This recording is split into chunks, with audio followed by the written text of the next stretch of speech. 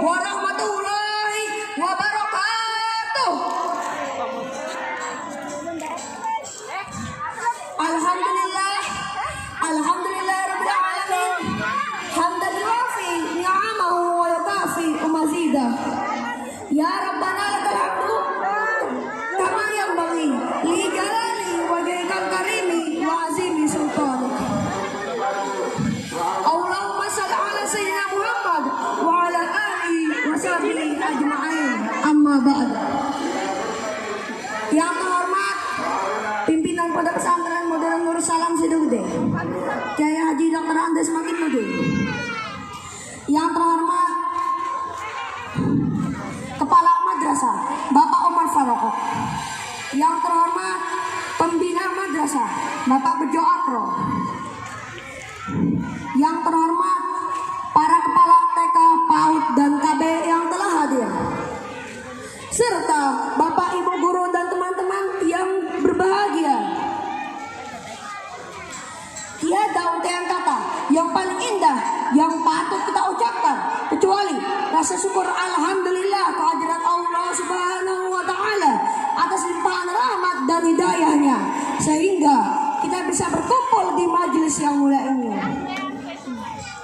Salawat beriring salam kita aturkan kepada baginda wa sayyidana wa nabiyana wa habibana Muhammad sallallahu alaihi wasallam. Semoga kita mendapat syafaatnya di yaumul akhir. Amin ya rabbal alamin.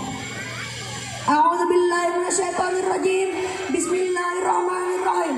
Subhanalladzi asra bi 'abdihi laila minal masjidil haram ilal masjidil aqsa alladzi barakna haulahu linuriyahu min ayatina innahu was-sami'ul basir. Al-ayat. Hadirin dan hadirat yang dirahmati Allah, dalam kesempatan ini izinkanlah Ananda untuk menyampaikan sepatah dua patah kata mengenai Isra dan Mi'raj baginda Rasulullah sallallahu alaihi wasallam. Bukan hanya hikmahnya, bukan hanya intinya inti, bukan hanya core of the core, tetapi juga selayang pandang kisah nyata yang akan membawa kita terbang ke saat di mana baginda Rasulullah sallallahu alaihi wasallam menjalani Isra dan Mi'raj. Dari sahabat Nabi Muhammad, Abdullah bin Mas'ud radhiyallahu anhu menceritakan bahwasanya Rasulullah bersabda, ketika aku sedang tidur di Jir Ismail, malaikat Jibril menggerak-gerakkan kakiku. Lalu aku pun terbangun. Kemudian aku duduk. Tetapi aku tidak melihat suatu apapun. Akhirnya aku pun kembali tidur. Lalu malaikat Jibril kembali menggerak-gerakkan kakiku sehingga aku pun terbangun. Lalu aku duduk. Tetapi aku tidak melihat suatu apapun juga. Sehingga aku pun kembali tidur. Untuk yang kedua kalinya, malaikat Jibril kembali menggerak-gerakkan kakiku sehingga aku pun terbangun. Lalu aku duduk. Kali ini aku melihat malaikat Jibril alaihissalam. Ia langsung menarik tanganku dan membawaku pergi ke pintu Masjidil Haram. Di sana aku melihat ada seekor hewan tunggangan berwarna putih, buraka. Hadirin dan hadirat yang dirahmati Allah, Rasulullah menaiki buraka dari Masjidil Haram ke Masjidil Aqsa di Yerusalem saat malam hari. Inilah yang disebut dengan Isra. Setelah tiba di Masjidil Aqsa, Rasulullah mengikat buraka di dekat pintu masjid, kemudian masuk dan sholat 2 rakaat.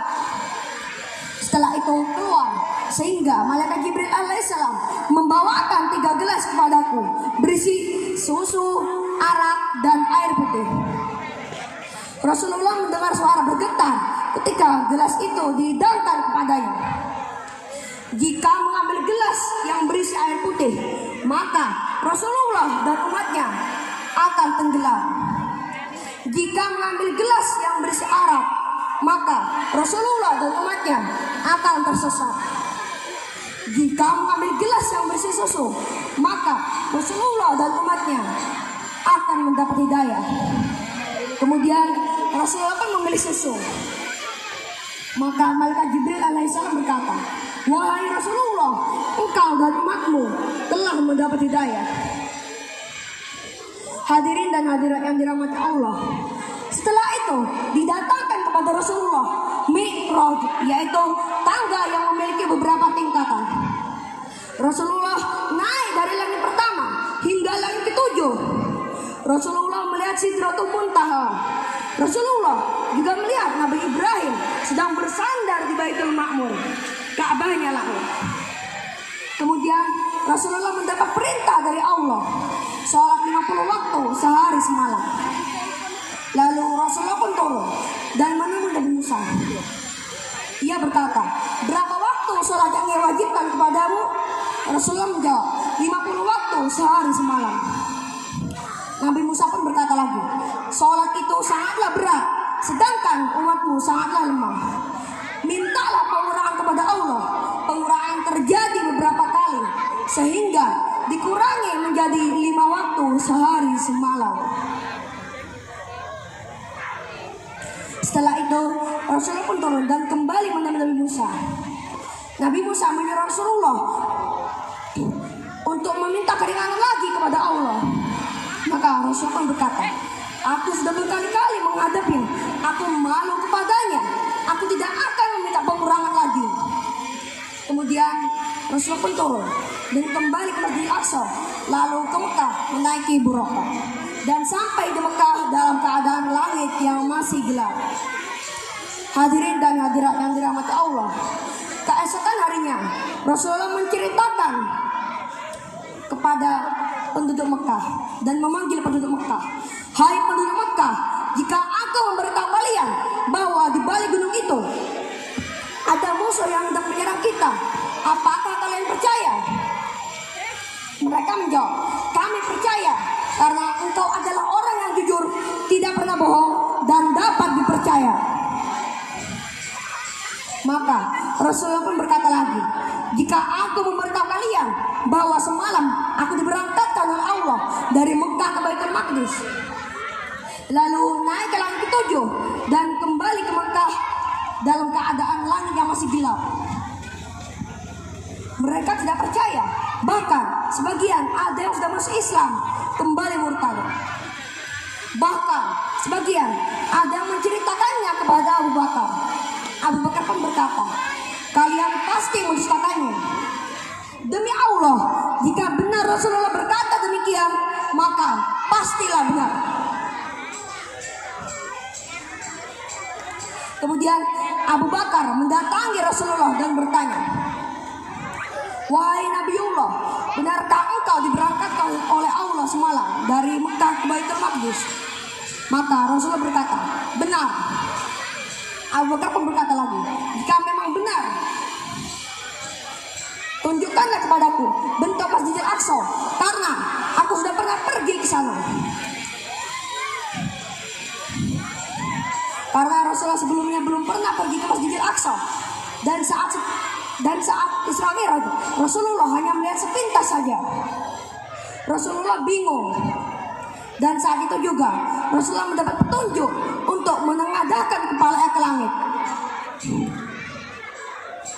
Dan pada detik itu juga Allah tampilkan layar besar berbentuk Masjidil Aqsa secara rinci. Kemudian Rasulullah menyebutkan bentuk Masjidil Aqsa kepada Abu Bakar. Abu Bakar pun berkata, benar, aku bersaksi bahwa engkau benar-benar utusan Allah. Hadirin dan hadirat yang dirahmati Allah, sejak itulah sholat diwajibkan bagi umat muslim sebagai Isra dan Mi'rajnya kaum muslimin. Bagi laki-laki disyariatkan sholat fardu di masjid. Mengapa di masjid? Karena dengan di masjid sholatnya pasti diterima. Sebagaimana disampaikan oleh Syekh Abdul Somad Al-Falembani dalam kitabnya Hidayatus Salikin, diceritakan bahwasannya ketika seorang hambanya sholat berjamaah di masjid, Allah menyuruhnya untuk mengecek sholat imamnya, apakah khusyuk atau tidak. Jika imamnya tidak khusyuk, maka Allah menyuruh malaikat untuk mengecek sholat makmumnya. Jika hanya ada satu orang saja makmum yang khusyuk, maka semua orang yang sholat berjamaah di masjid itu akan diterima oleh Allah SWT. Tetapi malaikat berkata, imamnya sholat tidak benar dan makmumnya pun tidak ada yang benar dan tidak ada satupun yang khusyuk, maka Allah Subhanahu wa taala berfirman, saksikanlah malaikat, aku terima semua sholat hambaku ini karena telah sholat di rumahku dan menjadi hakku untuk menerimanya. Subhanallah walhamdulillah wala ilaha illallah wallahu akbar wala